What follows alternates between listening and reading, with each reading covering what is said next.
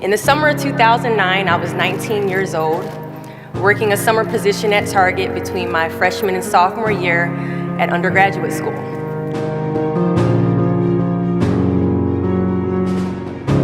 I was working in the women's clothing department, and I noticed a lady staring at me from across the aisle. I figured she probably had a few screws loose, so I attempted to ignore her very intense stares.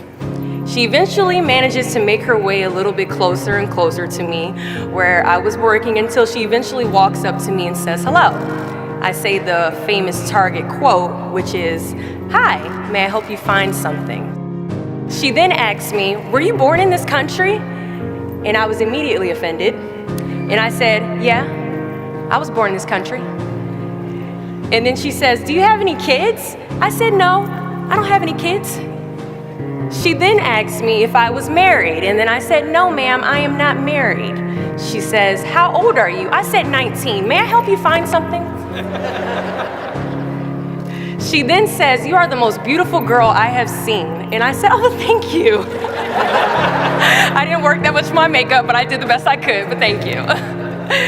And then she says, "I think you could be the next Miss USA."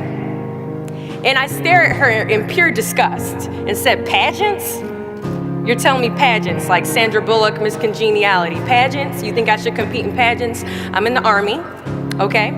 We don't do pageants in the Army." She then asked me to meet her at Starbucks the very next day before my next shift at Target. And she just wanted to do a little bit of explaining when it comes to what pageants is. And apparently I was a pretty open-minded 19-year-old because I actually agreed to meet her the very next day.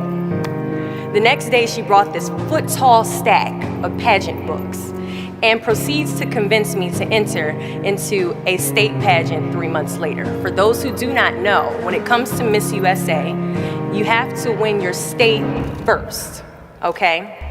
So 3 months later, I compete in my first pageant, and I lose. I go back the second year, compete in the state pageant, I lose. Go back the third year, compete in the state pageant, and lose. Go back the fourth year, compete in the same pageant, and lose. I go back the fifth year, y'all, compete in the state pageant and lose. But guess what? I go back the sixth year. Guess what happens? I lose.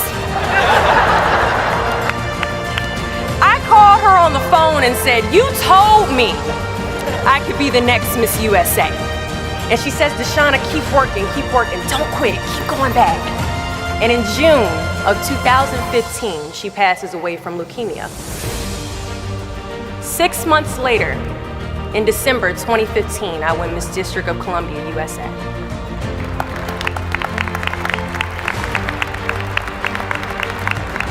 And 6 months after that, in June of 2016, I become the first soldier to win Miss USA. At times, our purpose drops in our laps as if the heavens threw it by accident. I ask only one thing of you all today after you leave this building. Do not fear failure, but please be terrified of regret. As giving up is the birth of regret. After you walk out this door, you will receive 100 doors shut, slammed in your face. You will have 100 moments that will be filled with someone telling you no, or telling you, "Thank you for your application, but we regret to inform you that we've chosen a different candidate for this job." You will sit in 100 different interviews and you will not get the job. The reality of life is that we will all hear more no's than we hear yeses. And we will fail a lot, and I mean a whole lot. But what I ask of you today is to not take no for an answer. Don't be afraid of no's. Be afraid of the possibility of a yes that you have prematurely destroyed because you decided to quit before the clock strikes 12.